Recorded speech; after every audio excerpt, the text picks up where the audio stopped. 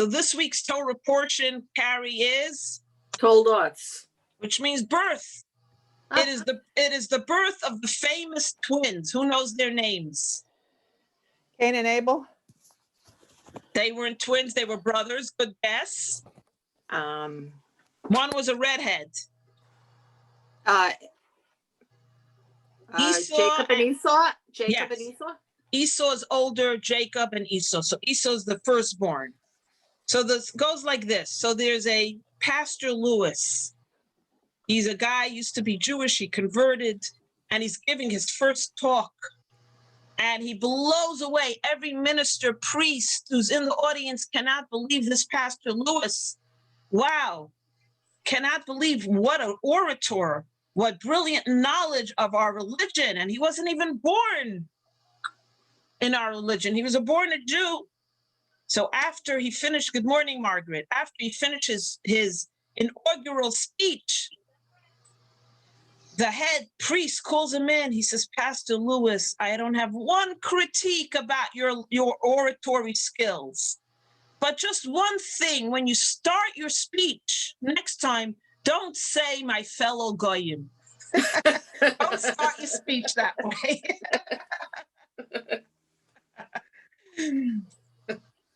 So this week's Torah portion is really riddled with a lot of controversy. And if you read it without commentaries, explanations, it really is a very perplexing and also a little bit of a heartbreaking story. So let's begin. Let's see what's happening here.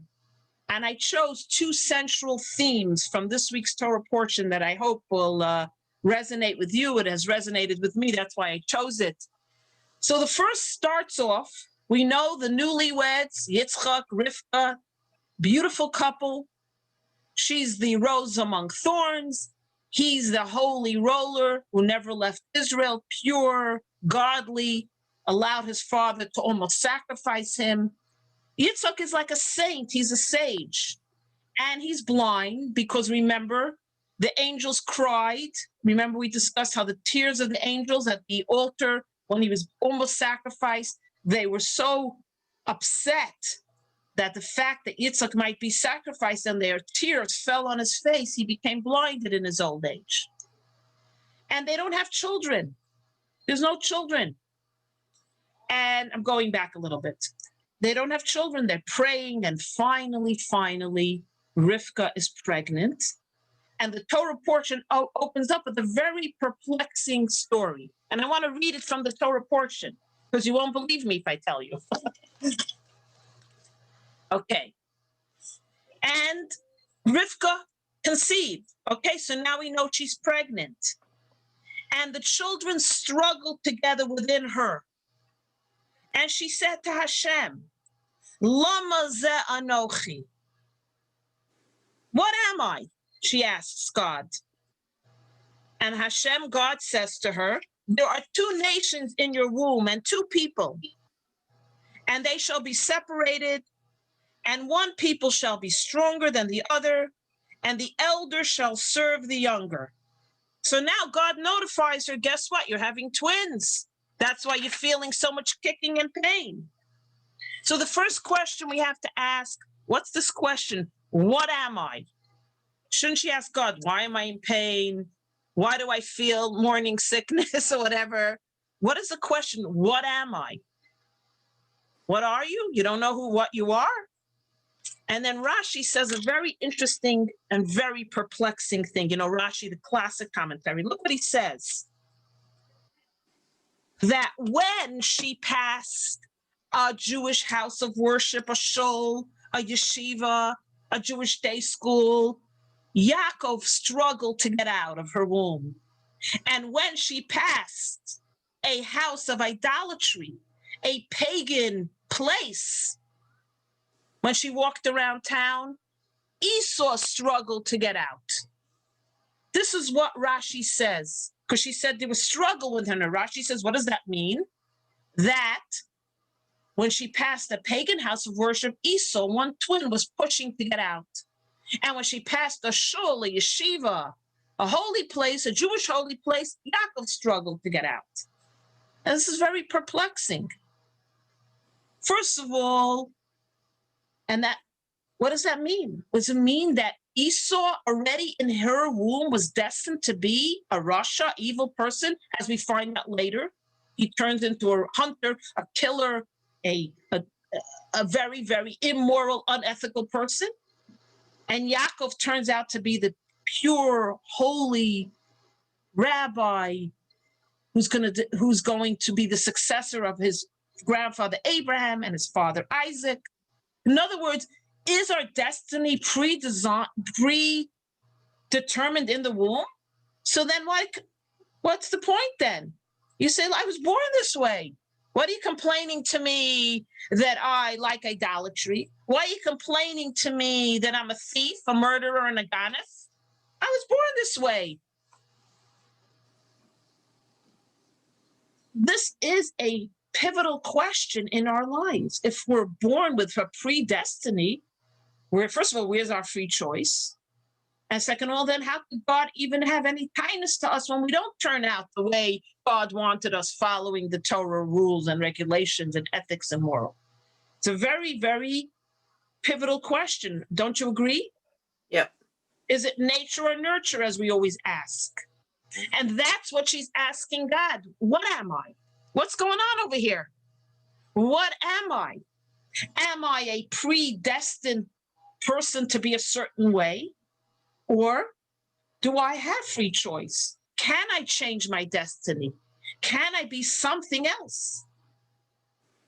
I'm going to leave this question for 2 seconds because I want to say what happens. So what happens? She gives birth. Esau, born as a redhead, uncanny, a mouth full of teeth, a head full of hair. He's almost a full-formed man in a sense. You ever saw babies that are like fully formed? He's coming out of the womb. Yaakov is holding on to his heel as if he's holding him back and say, excuse me, let me be born first. But of course, Yaakov is born second. And because the parents see, the midwife says, hey, look at this kid holding on to the heel of his brother. They call him Yaakov, which really means heel. He's holding on to the heel of the brother. So Jacob's first name, as we find him, means heel in a sense. In Yiddish, it's called piata. What a cute word. Yeah, piata, which means heel. So the boys are born, okay? Esau, the red-headed fellow, even looks like a hunter. And look what happens. Let's read. Esau becomes I want to read it because it's always so pretty in the word. Let's see. Okay. And the boys grew, and Esau was a cunning hunter, a man of the field, and Jacob was a man dwelling in the tents. Now, this is the next controversial line in the Torah. Vayehahav Yitzchak es Esav. Isaac loved Esau because he brought him food in his mouth. And then it says, Rivka ohevet et Yaakov, and Rivka loved Jacob. Very, very controversial. What does it mean? Yitzchak didn't love his younger son? And Rivka didn't love her older son? Is that possible? Even your child is a scoundrel. You wish they were a little better. How is it possible you don't love a child? And the Torah tells us this. So now we are posed with two very controversial questions here. One, good morning, Kim. Are our lives predetermined? But why are you blaming Esau for being a hunter? He's already in the womb. He has temptation towards idolatry. And of course, Yaakov is a dweller in the tent, a scholar, an intellectual. He spends his day studying Torah and analyzing the secrets, even though they didn't officially have the Torah yet. It was given at Sinai many years later, but the Torah tells us that the matriarchs and patriarchs practiced the mitzvahs of the Torah. They got it through prophecy, and they did study the Torah. So what's going on over here? Does anybody want to offer any insights? Don't be shy. You're all very intelligent women. I learn a lot from you. Maybe you'll have an insight that we could lead us into to getting an analysis of what's going on here. Did Isaac see himself in Esau, and maybe Rachel saw herself in Yaakov? Very good. Very good. I'm wondering, leading into what I'm going to say. Very good point. Very good point. So you're saying it's not that she didn't love and he didn't love the younger. It's more that maybe you're saying sometimes you gravitate towards a child who's more like you. Mm-hmm. But remember, Rivka was the one that came from a family of swindlers. And Isaac came from a very pure family. Right? Yeah. Sometimes, you're a person's this is not the answer. I'm just sharing a little cute insight. Sometimes, who's your best friend? You tend to be, let's say, very staid and a homebody. And you're drawn to somebody who schleps you out to the movies and takes you out to eat and takes you rock climbing because you're very staid. So sometimes we're drawn to opposites. So maybe it's Diane. Yeah. Sometimes, right? Sometimes a friend your friend is nothing like you. Like, what do you have in common? You have in common is they bring out something you don't have and you stabilize them. Okay, we're not going to jump off the cliff today. We climb to the top of the stairs. Okay. So let's leave this question aside for a second and go back to the initial question. Are you predestined to be a certain way? And the answer is, Maimonides goes into this in great depth. And he says there's two types of people God creates in the world. There's the person who is called Chassid Me'ulam, the goody good. And then there's a person who's called Kodesh Yitzray, the one who struggles with their evil inclination and their animalistic tendencies. Two types of people. In other words, God created diversity. You know where diversity came from? From the Torah, from God. God created diversity. So in other words, Freida, if you have those two types of people, then it becomes a matter of the nurturing end of it. What kind of an environment are they then born into? Very to good. Either Excellent. Bring that out or not bring that out. Exactly. Now, so knowing, Maimonides says, that God creates every human being diverse, and we're going to put it into two categories.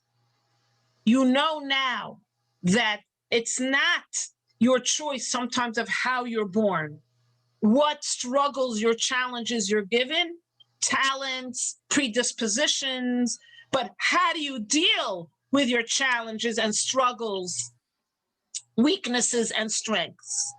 Which means we'll talk about our own children. You have two children. One literally floats through life, A+ on every test. The only time you get a call from the principal is to tell you that the honor student of the month. You don't hear from them. You don't know from them. The homework is always done. The knapsack is always packed. Their clothes are always neat and clean.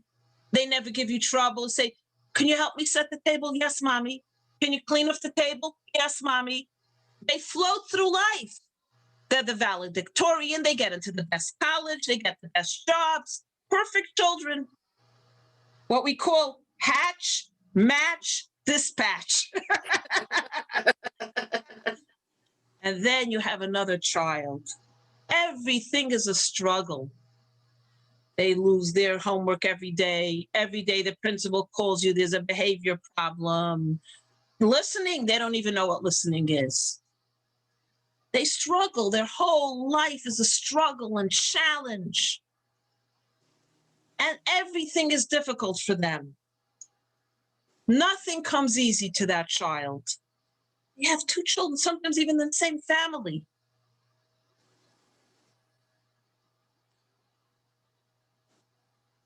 So they have a certain disposition.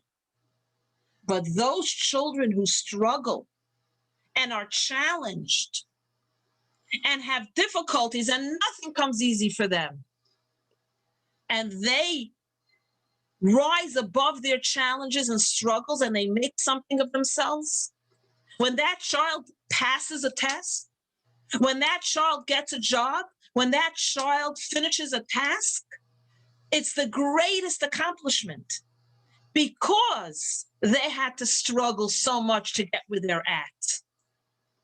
And their spiritual energy, by the way, is far greater, Maimonides explains, than the one that was born Chassid Ma'ulam. When they reach great heights and overcome a desire to be an idolater, overcome a desire to be a hunter, a killer, a murderer, and a thief, and a Rasha, then you look at them and you go, now that is something. Their spiritual energy is much greater than the Jacob. The Esau, truthfully, his energy, that's why he's born first. Yes, God gave him a challenge, a struggle. He's drawn towards idolatry. He's drawn, his evil inclination to do the opposite of good is much stronger than Jacob's. But were he to conquer that and do the good in spite of him being drawn towards addiction, drugs, alcohol, promiscuity, he would be greater than Jacob could ever be because Jacob didn't have those struggles and challenges. Now you're going to say, why? Why does God give Esau? Why does God give Joey, Margie, Queen Esther a challenge like that? Is it fair? And the answer is we do not know. We do not know why there is diversity. We do not know why, well, God gives one child the ability to float through life and another child struggle and sometimes fall into the abyss and not overcome their struggles and challenges, like we'll soon see with Esau. Yes, go ahead, Celia. So this is personal, Freida. You don't have to answer it if you don't want to. No, go ahead. But you have 11 children, right? Yes, thank God. Do you I made so many see? mistakes. I corrected it as the years went by. That was kind of what I was getting to. Do you Go ahead, yeah. see in each of them the differences that you're talking about? Maybe not so much of an extreme, that a good and evil, but do you see this in them? Yes, I see it in some less and more. Not an extreme because honestly, my children are all mitzvahs and Torah observant, which is a miracle that they chose the path of our, from not only me, my husband, my parents, my grandparents, my great grandparents. It's really a miracle, and I thank God every day. Do not take it for granted that my children love their Judaism and wish to follow. But forget about being religious Jews. Yes, I've seen it, and a lot of times I've even said to one and the other, which you should never do. Why can't you be like her? Why can't you be like him? And they called me on it. They go, Ma, how could you say that? You know that nobody's like the other. Don't compare me to her. Don't compare me to him. So the kids have called me, and it's true. You should never, never say to one, why can't you be like Mikey? He cleans off the table without me telling him. He always gets studies for tests. You, I have to remind you to study for your test. And my kids even tell me now, they call me on it. They go, yeah, I'm not like that one that she always is perfect, Ma. They tell me even, they remind me of their struggles and their challenges. So yeah, we all have it. For me to deny it would be untrue. How could I? Life is never perfect for anybody. Can I have a comment? Celia, did I answer your question? Okay, good. Can I comment about yes, something? Please. So I find it remarkable that the Torah really recognizes in my world, what is ADD. And as a mother, I have 3, but I can certainly have polar opposites of all 3. And can understand, it's true, the accomplishments of the ones who struggle and are hard fought are so much more, validating, because as a mother, it was a challenge. No, it was either jail or godly work, you know? Yeah. And fortunately, amen, he's great. I'm not going to mention which child. Right, right. But I think it's hard for the other child too, the other children. There's Yeah. resentment, there's a lot of not non-understanding of each other's struggles or non-struggles. I don't know. I think Yeah. it's You're right. No, Diane, you're right. You know, you even hear siblings telling each other, why can't you just do it? Because they don't understand. For them, it comes so easily. Whereas for the sibling, it's not so simple. You know, some people can whip up a cake in 10 seconds, and the other person, everything cracks and breaks, and the cake just never looks right. I'm using a simple example. But yeah, for some people, things just come so easy.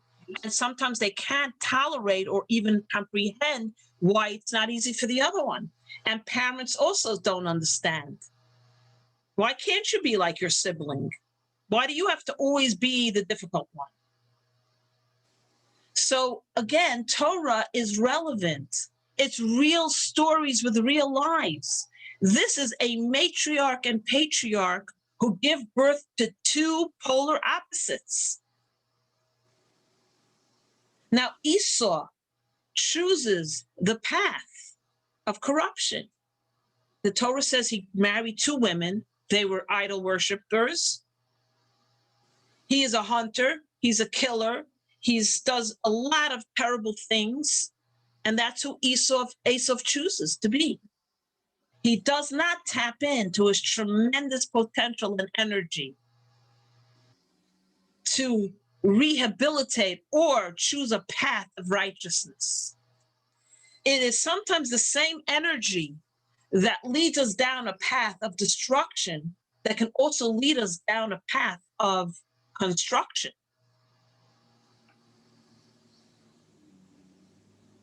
You know, you could be a warrior for good. You could be a warrior for negative. You could be a soldier who fights for peace. You could be a soldier who's rented by terrorists to hurt people. The same soldier. So it's obvious that Esau does not choose to tap in to his tremendous energy that can be channeled to overcome his struggles and his desires to be who he could truly be. A very interesting tidbit. It's not even a tidbit. At the end, Esau is beheaded. And the Torah, the Torah shares something so unbelievable. His head rolls into the Ma'arat HaMachpelah where his parents are buried and falls into the grave of Yitzchak. And there it remains till this very day. Not his body, but his head. What's that all about? So the Kabbalah explains, answering a question. We know you cannot bury a tzaddik with a rasha.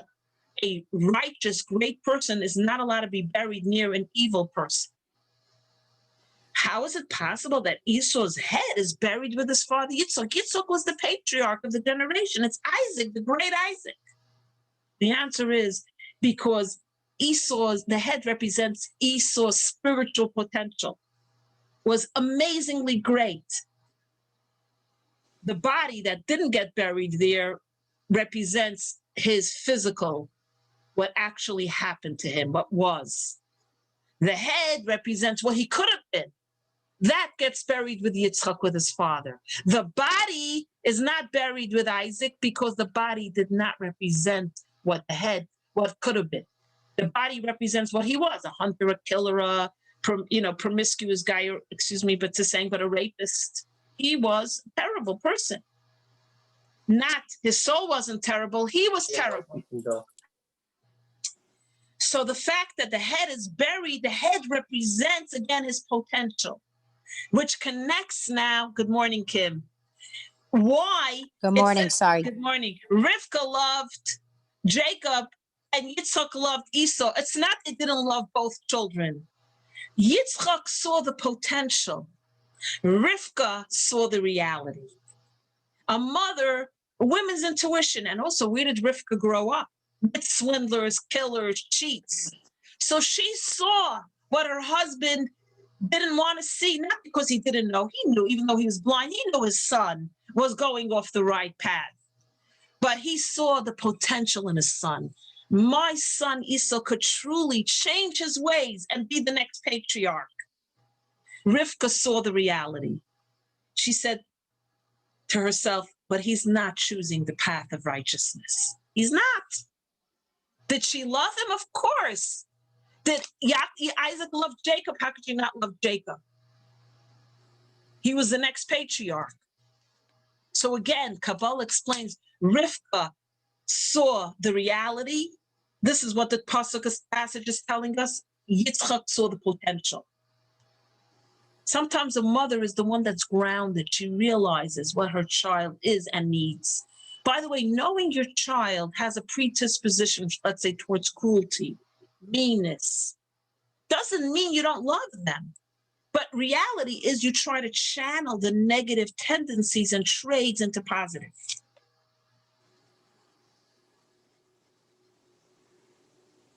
Does anybody have any questions on this point? Now I want to share something beautiful. So, you know the story. Esav is the hunter. Jacob is the scholar, the intellectual, the apple of his parents' eye. And Esav is out hunting. Abraham passes away. Yitzchak, Isaac, is sitting shiva for his father. So Esau goes hunting. He always went hunting, by the way. He provided a lot of the meat for the family. That's why it says he gave his father game in his mouth, which means food. He would bring home the meat and so on. And he's so starving, he comes upon Jacob making a lentil soup. Lentils are accustomed by Shiva to make lentils because they have no eyes. You know, you eat a bagel, you eat a hard-boiled egg to show that life is a cycle. We live, we die, we're born, and so on. And also a lentil, a round item, doesn't have a mouth. So during Shiva, you don't chatter, chatter, chatter. You're more subdued. You're mourning. Okay, interesting a tradition.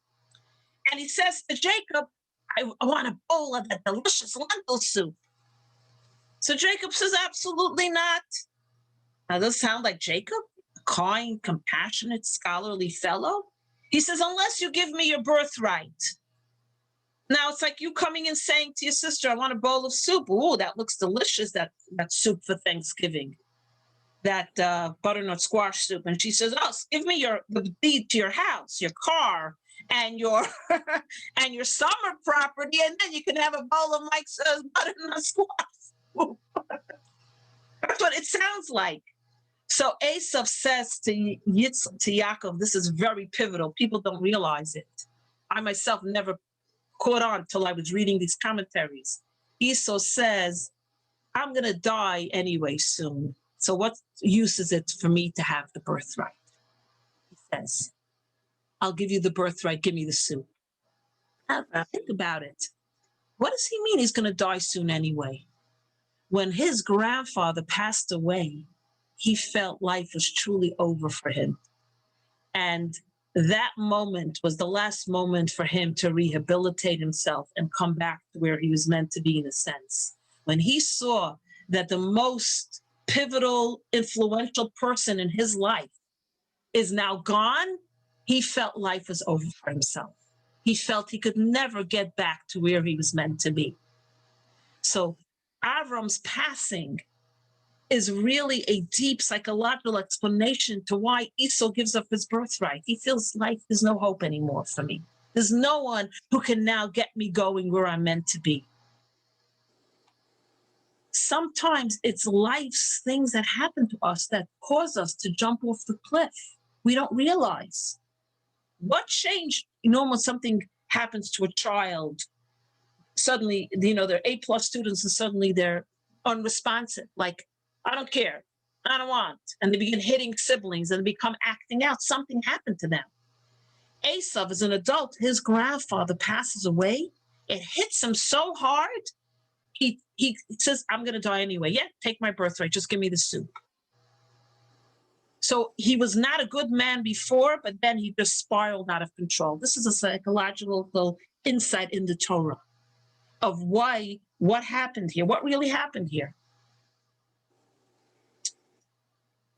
So now Rivka overhears Jacob telling Isaac telling Esau, as the story continues, go get me some food. I'd like some good food. And then when you come back, I'm going to bless you. I'm getting older. Time for me to give you the blessing. Esau loves his father. He has a tremendous relationship with his father. The pasuk says, why did Isaac love Esau? Because he gave him game in his mouth. He fed him game. He brought him food. It was a relationship of true love, because Yitzhak kept saying, I am not giving up on this son. No way. No matter what he does, I'm going to show him love, love, love. Go bring me something to eat, my darling son. Yitzchak, Esau felt the only one who believes in him is his father. Look how he treats me. He's always so receptive to my gifts of food. He doesn't look at me and say, you're a hunter, you're a killer, your wives are all idolater, or worship idolatry. What kind of son are you anyway?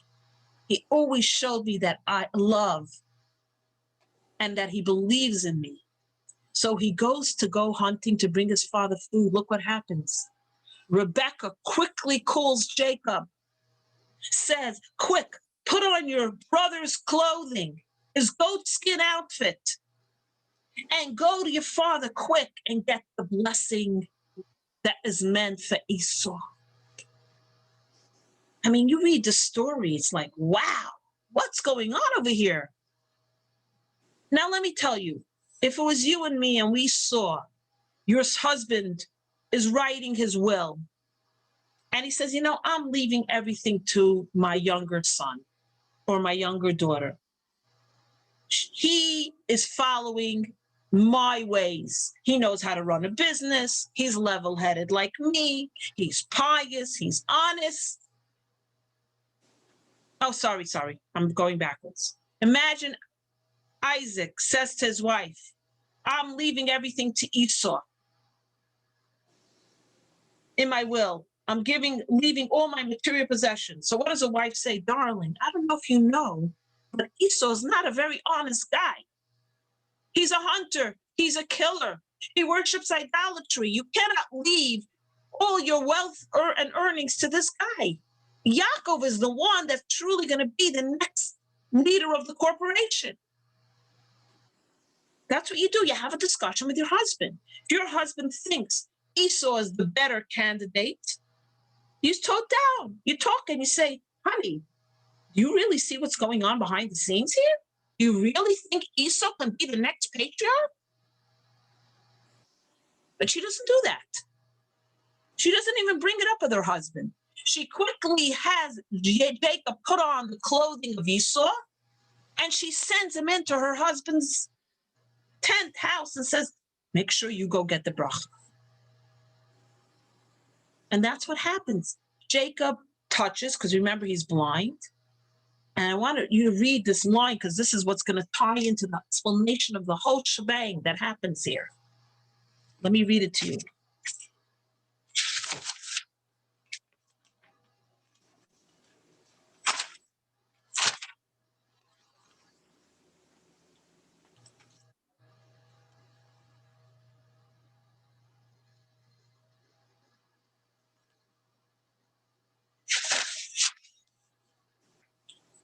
So she prepares savory food because he says, so bring me food. So he shouldn't be thinking, where's the food? Why are you coming back? And then he says, his father says to him, goes in and he says, my father. So Jacob is telling Isaac. And he says, Hineni, here am I, which means he didn't lie. He said, here am I, I'm Jacob. But he didn't say Jacob. So this is just an interesting insight that he doesn't lie. He doesn't walk into the room dressed like his brother and go, hi there, Dad, I'm Esau. He says, here am I meaning Jacob. Okay, well, let me just speed up. Okay, okay. And he says to him, Vayomer, the voice is the voice of Jacob, but the hands, because he touches him, he's wearing the goat skin. He says the hands are the hands of Esau, the very famous passage. And he blesses him, okay? And then he says, come closer so I should give you a kiss. And then listen to this. This is pivotal. And he smelled the smell of his garment. And he blessed him. And he says the smell is delicious like the smell of a field. He tells him as he's blessing him. So he blesses him, then he touches him.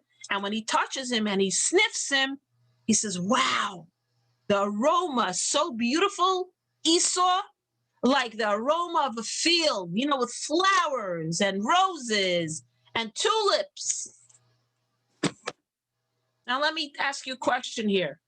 The plot thickens. Did you ever smell goat skin? It has a very bad aroma. So the whole story is very perplexing. Rebecca doesn't have a discussion with her husband like a normal couple. Normal relationships, you have a disagreement, you sit down. We all know how to be good Yiddish mothers who know how to lay down the law like this. Secondly, Isaac touches and kisses Esau, Jacob disguised as Esau, and says, wow, I smell on you the aroma of the field. This is just amazing. I smell your beged. He used the expression beged. Your garment smells like the field. What's going on? What it smells like the field? Did he truly know without saying that it wasn't Esau? And yes, so of course. And deep down, subconsciously, he knew who he's giving the blessing to. I just want to explain one very little bit of misinformation that I also always thought growing up. There's actually two blessings that happen. The blessing given, meant for Esau, but now given to Jacob, is a blessing for materialism, for materialistic wealth. Before Jacob runs away, because Esau wants to kill him, right, for taking the blessing, then Jacob gets the blessing meant for him from his father, the blessing to be a spiritual leader. So the blessing that Jacob was meant to get was given to him. Honestly, at the end, when he runs away, the blessing we hear about now is a blessing for wealth, materialism, and leadership that Esau was supposed to be. But he didn't, because Rivka saw if Esau would get this blessing, what would it be utilized for? You tell me. He's not following in the path of God. He doesn't even believe in God. He's an idolater. His whole path is one of, he's the I don't know what you want, the scoundrel of the generation. So let me tell you what's really happening here. When God brought the twins into the world, Esau was given the qualities of being a king of Israel, a conqueror, a leader of the people. Jacob was meant to be the Rebbe, the rabbi, the scholar. Two different roles, but two very powerful roles. What's a king? A king is a conqueror, like a King David, a King Solomon. They lead the Jewish people with strength, wealth. They double the money. They make sure there's sustainability and the people are happy and settled. There's governance. And a Rebbe is a spiritual leader. You come for advice. They give you the analysis of the Torah. They deal with spiritual crises. Two different roles. The material leader and the spiritual leader and the physical leader.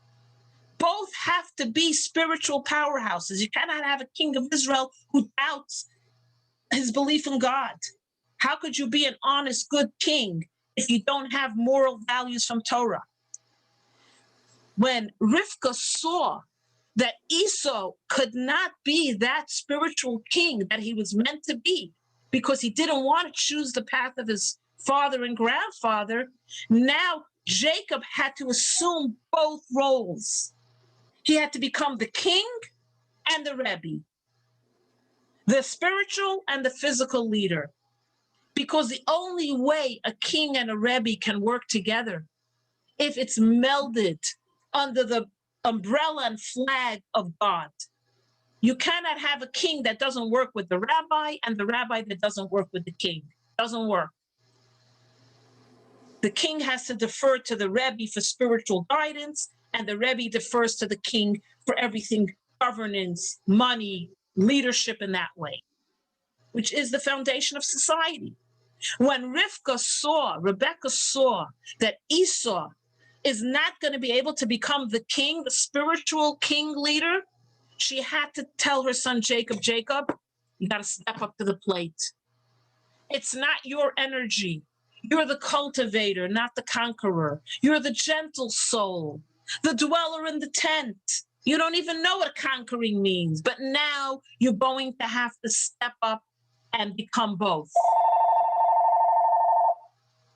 So now comes even a deeper question. So she couldn't say to Yitzchak this and then say to Yitzchak, give him the blessing. Here he is. I'm bringing him into the room. He's getting the blessing. She puts him into Esau's clothes. Why the clothes? Why the disguise? Now is pivotal based on Kabbalah, Jewish mysticism. One of my favorite things I learned based on Kabbalah, Jewish mysticism. Rebecca was not only thinking of her generation, her people, her children, her lineage. Now, in the present, she was a prophetess. She saw the future.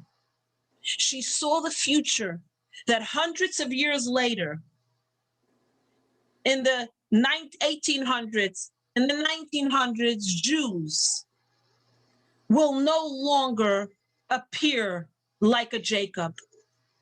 They will be assimilated and living in a world, in a secular world, as Esau's. But I don't mean Esau as bad people, just as Esau's where they don't identify as Jews.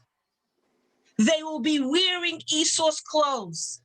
And some of us will not even be able to say we are Jewish. My mother and father never told me I'm Jewish, somebody once told me. I never knew. They were Holocaust survivors. They didn't want us to know we were Jewish. So Rivka saw future generations would be Jews who didn't know they were Jewish. They would be dressed in goat skins. But of course, the soul is the soul of Jacob, because once you're a Jew, you're a Jew, a Jew. The Pintele Yid, spark of Judaism remains in you, in your soul, no matter what. Even if you deny God, even if you deny your Judaism, you are born a Jew, you're a Jew forever. So she said, the blessing has to be given to somebody who looks like Esau. Because in future generations, they're going to look like an Esau. They're not going to look like a Jacob. They're not going to even know they're a Jacob.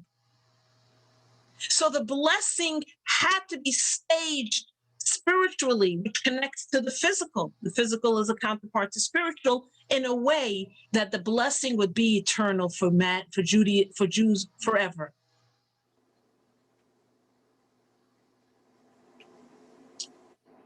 Which is why I titled this week's talk, Clothes Make the Man.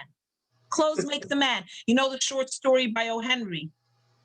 Okay, short story by Henry. Remember, there's two thieves. They want to break into a very wealthy mansion, but everyone will see, so people might catch them. So what do? They go, and one dresses up like a policeman, and he's made to stand outside and guard the mansion while the thief goes in and steals and loots the house. It's going very well. The thief dressed like a policeman, he's patrolling, and everyone feels safe. In the meantime, his buddy is robbing the mansion. The buddy comes out with the loot, and he says to his friend, you ready to go? And the friend, disguised as a policeman, blows the whistle and goes, thief, thief, thief, thief, and they arrest him. And the moral of the story, O. Henry, always has these stories with morals, is clothes make the man. Once he was dressed like the policeman. He thought he's the policeman. So he tattles on his friend, even though they're both partners in crime. So clothes make the man.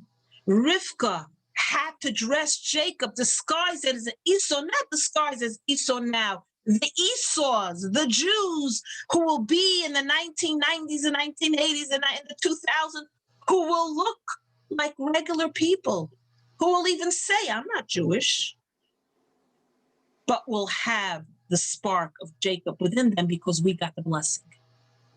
She had to disguise to recreate the energy for all generations. That's what I discussed, how the matriarchs and patriarchs cut through the jungle so that we should have a path. They built a bridge so we should be able to go over the treacherous waters. They paved the way for all generations to be able to find the Jacob within the Esau.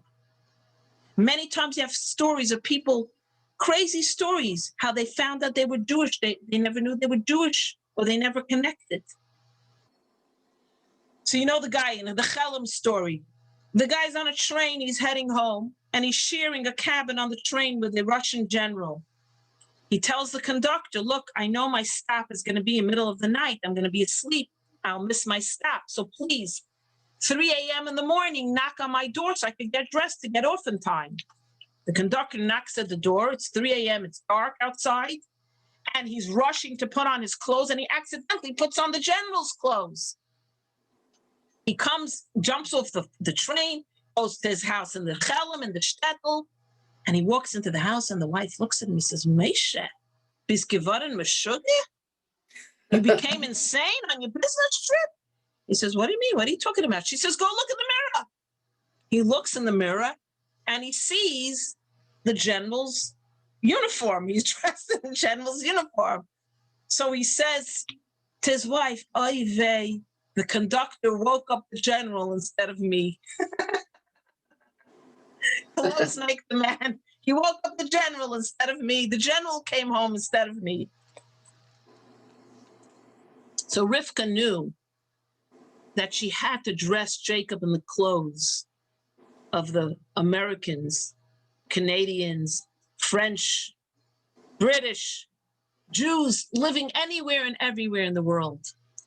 So they would have the blessing to be able to reconnect to their spiritual identity in the years to come. Now I want to take this one step deeper, if I may. Did you ever hear of the expression Atbash? Okay, Atbash. There's many ways we discover the secrets of the Torah. There's hints, there's commentaries, there's secrets, there's Kabbalah, there's Jewish mysticism, there's numerical values called gematria, right? One word equals numerical value of 100. The other word equals a numerical value of 100. You know there's a connection. Because every Hebrew letter has a number. Aleph is 1, and Bet is 2, and Gimel is 3, Dalet is 4, A is 5, and so on. And then there's something called Atbash, another way of analyzing the secrets of the Torah, that the letter Aleph is equivalent to the last letter of the Hebrew alphabet. So Aleph, the first letter of the Hebrew alphabet, equals Taf, the last letter of the Hebrew alphabet. Bet, the second letter of the Hebrew alphabet, equals Shin, which is second to the last letter. And they're interchangeable. And that interchangeable process, I call a Jewish Morse code, in a sense, teaches us new secrets in the Torah. So the commentary said he smelled the coat and it had a delicious aroma. So the commentary say, don't read it as beged, coat. Read it as he smelled the traitor. He smelled the traitor. Beged could also mean traitor. And sometimes Hebrew words mean two things. Like shalom means peace, shalom means hello. Okay? Lo means no, lo means him. So the Hebrew words could have two meanings. So beged could mean clothing, and beged could also mean boged, traitor. Jacob, Yitzchak, Isaac smelled the traitor in the clothing of Esau's clothing, and he said, "What a beautiful smell." Now, why is Beg a traitor? Because Atash, if you take, let me make sure I have it right. Atash, if you take the letter Bet, it becomes Shin. If you take the letter Gimel, it becomes Resh. If you take the letter Dalet, it becomes Kuf, spells Sheker. That clothing are deceiving. You have a millionaire dressed like a shlump, comes to shul. Everyone says, shlump, a poverty-ridden guy. Then he gives a pledge for $1 million. And then you have a guy dressed to the nines. And you look at the bottom of his shoes, he has holes. He's really a poor person, but he wants to look well-to-do. So clothes deceive us at times. So beged, sheker, is a lie, and beged also means traitor. So what does it mean? Isaac smelled the traitor, and that's why the aroma was so sweet. What does that mean? So, of course, we have to go into the Kabbalah and to the commentaries to understand this. What Isaac saw was the same thing that Rivka, in a sense, saw. Isaac saw the traitors, the Jewish traitors, how they found their way back to Judaism in their final moments. He saw a vision of traitors in Jewish history that would repent, even though they were Esau's. At the final moment, they became Jacob's. When he saw this vision, this prophecy, in the future generations will be Jewish traitors, who you'll say, what worth are they? They're traitors. They're capos. They went against their own people. Yitzchak said, but at the final moment, they repented. And I want to share a story from the Talmud, and you'll understand what I mean. First, I'll share a story of you. Do you know, ever heard of Franz Rosenzweig? He was born in 1886, died in 1929, famous German Jew, was an atheist. Not an atheist, he didn't identify as a Jew. I'm not going to say he was an atheist. He was a publisher, an author, a philosopher. At age 27, he was world famous. And he wrote the book, The Star of Redemption. And this is the story he tells. He grew up without any Jewish identity. He grew up like an Esau, exactly what we spoke about. Jew by birth, but not identify as a Jew. And he got involved with Christians. And a guy became a sponsor, Rudolf Ehrenberg. Rudolf Ehrenberg convinced him he should be baptized. He's anyway doesn't identify as a Jew. So they plan a time we're going to make a big ceremony to baptize him. And this was world news because he was Franz Rosenzweig. This was a big push for the Christian church. Look who we got. Look who we got. We got the Francis Rosenzweig. Franz. Now, Franz Rosenzweig says to himself, I know I was born Jewish. I don't identify a Jew. Let me go Yom Kippur. He knew that there was a thing called Yom Kippur. He never celebrated it. He never observed it. Let me go to Berlin, to a synagogue, and see what this Yom Kippur is all about. So at least the first and last time I ever go to a synagogue, I'll know what the Jews are, being I was born Jewish. He decides at age 27. It was October 11th, 1913, he writes, Yom Kippur. Now, he doesn't go to the big Berlin synagogue where there's an organ and everyone's dressed in fancy robes and white, and there's a whole aura of awe. He ends up in a shtibel, a Hasidic shtibel. Don't ask me how. And everyone is broken down benches. It's not the most appealing shul in Germany, if you know what I mean. And he goes in there and he's sitting, kol nidre, in this shtibel, ancient little shtibel. Jews are piling in white kittles, the white robes. And for some reason, he can't tear himself away. He not only goes to kol nidre, he spends the whole next day in the shtibel.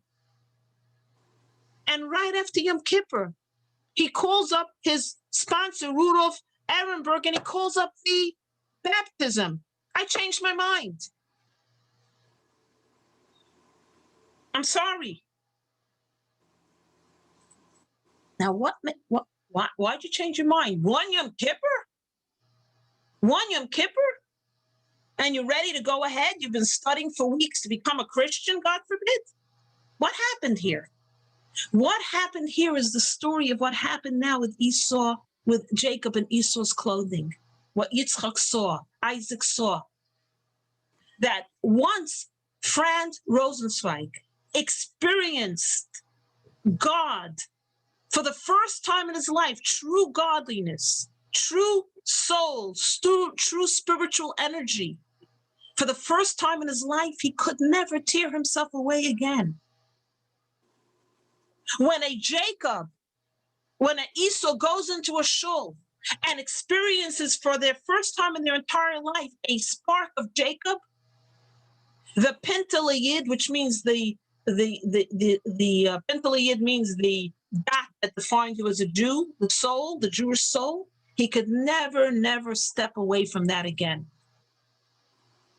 This is what Isaac saw, that there would be traitors who their whole lives, they denied their Judaism, but at the last moment, whether it's the last moment of their lives or the last moment before a traumatic event, they would discover their true identity.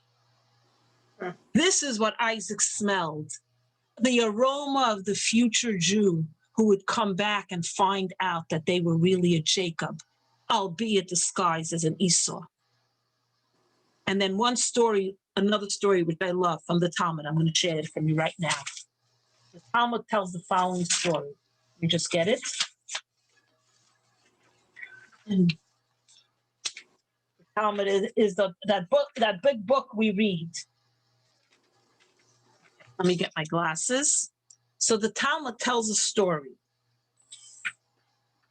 And he smelled the garment and he kissed Jacob, just to reiterate. And he smelled the aroma of a field. What is this talking about? So the Talmud says like this. He smelled the aroma of a traitor. It was a guy, Yosef Meshisa. Now, Yosef Meshisa, he was a traitor of the worst kind. He was a Jew who lived in Israel. He joined forces with the Romans. And when they came to destroy the temple, the Beit HaMikdash, they brought him along. They said, we're scared to go into the temple, to the Beit HaMikdash first, because it's a very holy place. Who knows what could happen? We'll send you in first. You walk in there, and you have to understand what's going around. They're pillaging, they're looting, they're raping, they're killing. The streets of Jerusalem are filled with blood, and they're standing at the entrance of the temple with Yosef Mehisa, who's a Jew, but a traitor to his people. He allowed thousands and thousands of his brethren to get killed by the Romans. He plotted against his own people. They said to him, you're going to be the scapegoat. You go in first. If nothing happens to you, we know it's safe for us to go pillage the temple. And as a reward, you can choose any artifact from the Beit HaMikdash, from the Holy Temple. He goes in and he spots the menorah, the gold menorah. And he puts it and he brings it out of the Beit HaMikdash. And they look at him and they go, what? You can't get the menorah. Who do you think you are? You're a nobody. The menorah can't go to you. That's like something special. You go get something else. Get something smaller. And he says, no, I want the menorah. They said, we insist you go back in. He says, I angered my God once. You think I'm going to anger my God again? So they say to him, you know what? If you go back in and bring something else out, we'll give you 3 years worth of taxes. You'll be a wealthy man. He refuses. He says again, I angered my God once. You think I'm going to anger my God again?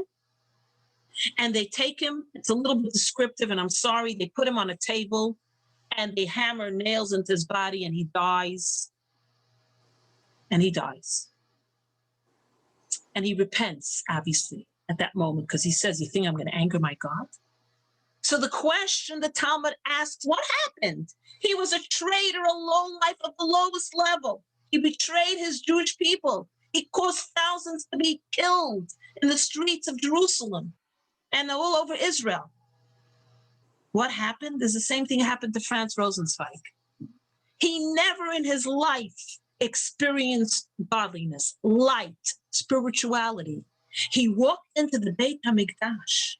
He saw the menorah. He held the menorah. And for the first time in his entire life, he experienced what it means to be a Jew. The light, the spiritual, the godliness entered into him. And once he experienced godliness, he couldn't go back. He walked out and he said, I will not betray my God. He realized who he was at the 11th hour. This is what Isaac smelled, that there would be Jews in the world that would not know that they were Jewish, and still many times don't know. They would look like Esau's, but they would be really Jacob's, because you're always a Jacob. You can never get away from that. It's called the Pintel Yid. And that's why it has the aroma of a field, because it is the most beautiful,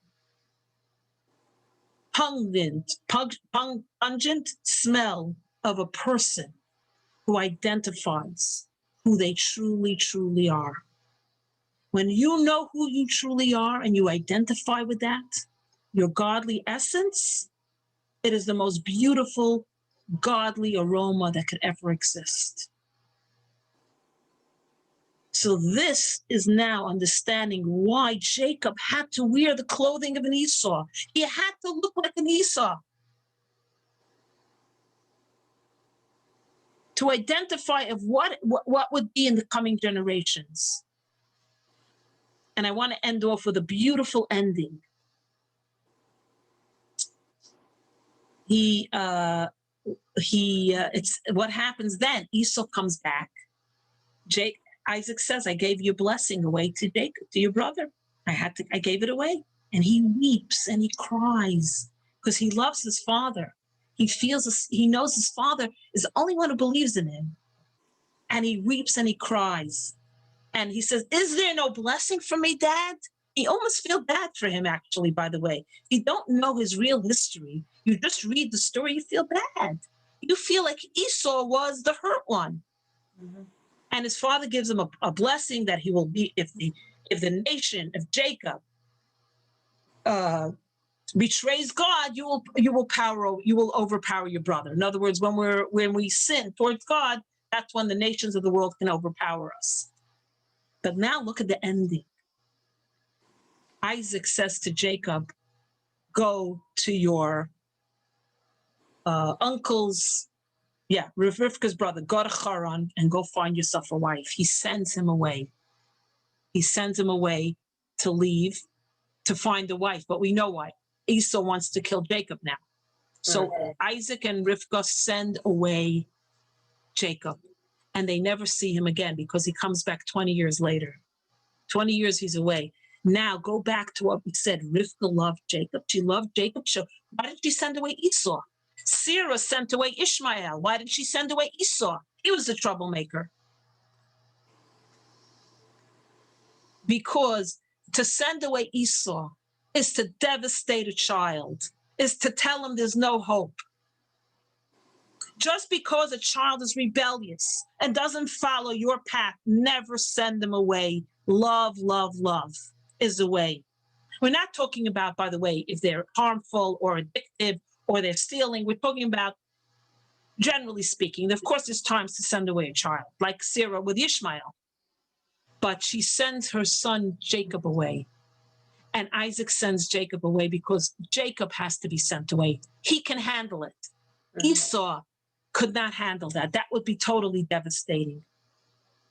So you never now can doubt that Rivka loved Esau equally to Jacob. So they send Jacob away, even they know they may never see him again. And Rivka doesn't see him again. I think, she passes away before he comes back with his whole tribe.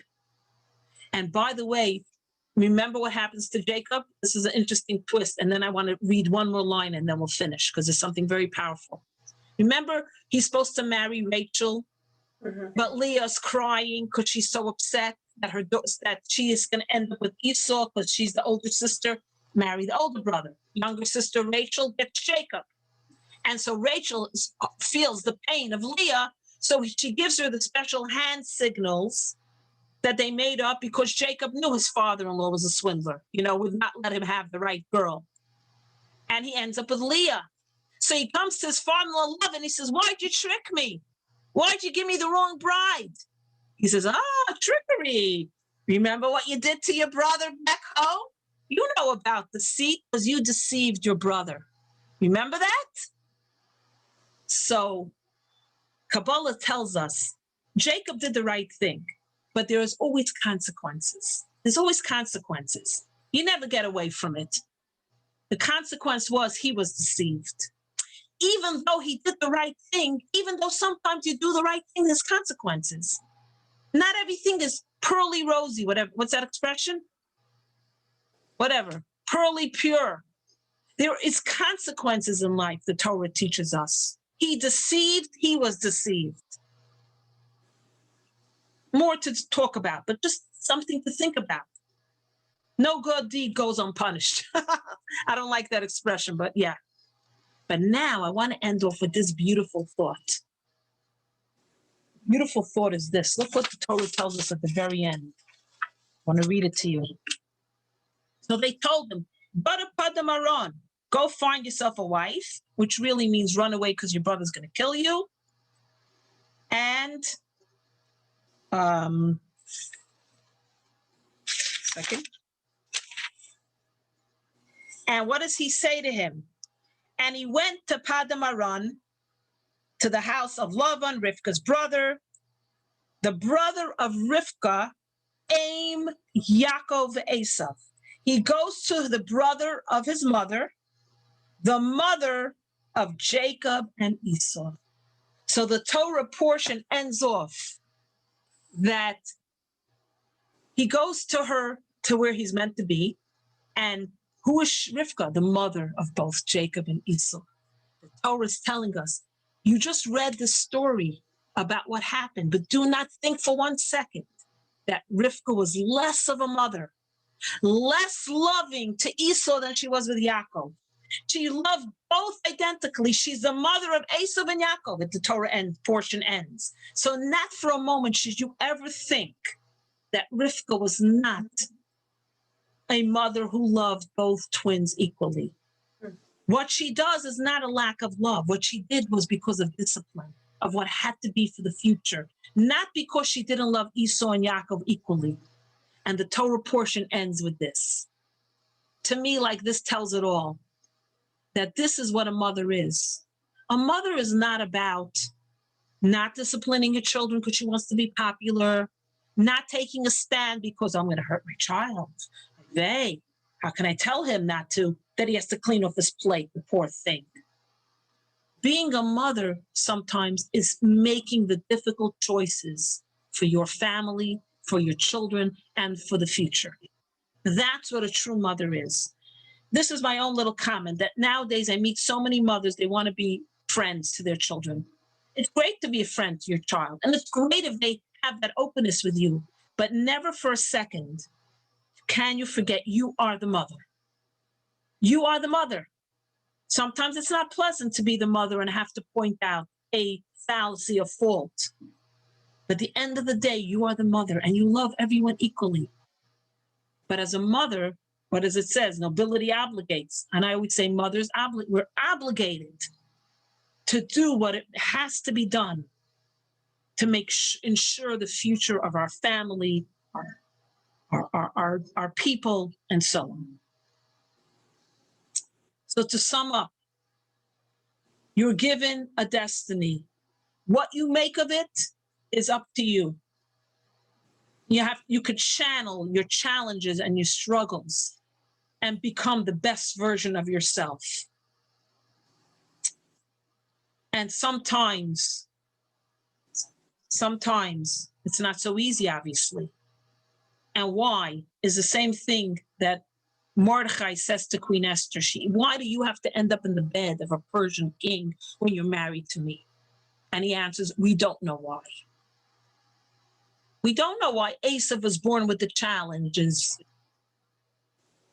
And the second thing is that a Jew is a Jew is a Jew, no matter how far away you travel in the annals of the universe. You're Pintala Jew. The spark of who you are will always come to the forefront. No matter how you look and how you're dressed, you are there somewhere inside. You know, somebody say, I see you in there. I know you're in there. This is the Torah portion, a heavy Torah portion, a lot to think about and mull over, but beautiful Torah portion. So, anybody want to add anything or say anything? No. Thank you, Freida. Thank Yes, you. It was really good.